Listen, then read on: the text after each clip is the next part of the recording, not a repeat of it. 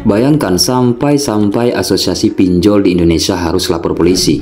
Bukan karena korban berbuat kriminal, tapi karena komunitas orang-orang gagal bayar. Dianggap bikin rusuh.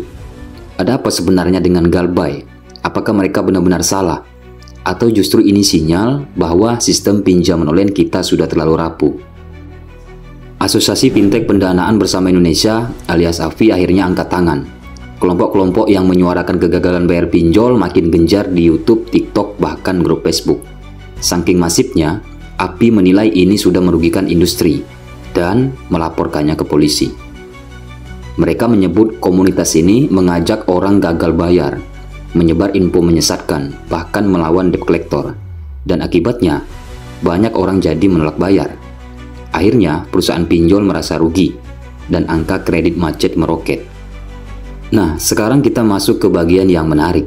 Menurut saya, ini bukan cuma soal komunitas Galbay yang jadi liar, tapi ini tentang kemarahan kolektif. Hasil dari rasa frustasi, tekanan, dan ketidakadilan dalam praktek pinjol selama ini.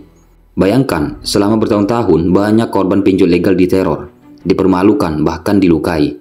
Lalu ketika mereka bersatu, menyuarakan pengalaman, mereka justru dianggap ancaman oleh industri.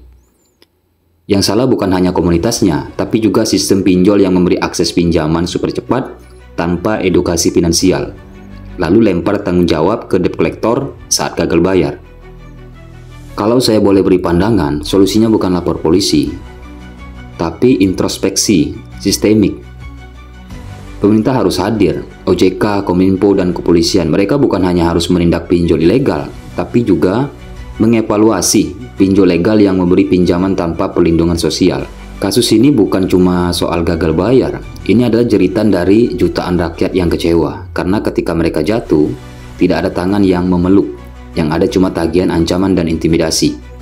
Industri pinjol harus berubah, dan kita harus lebih cerdas, jangan sampai hidup kita dikendalikan oleh angka bunga dan tekanan psikologis.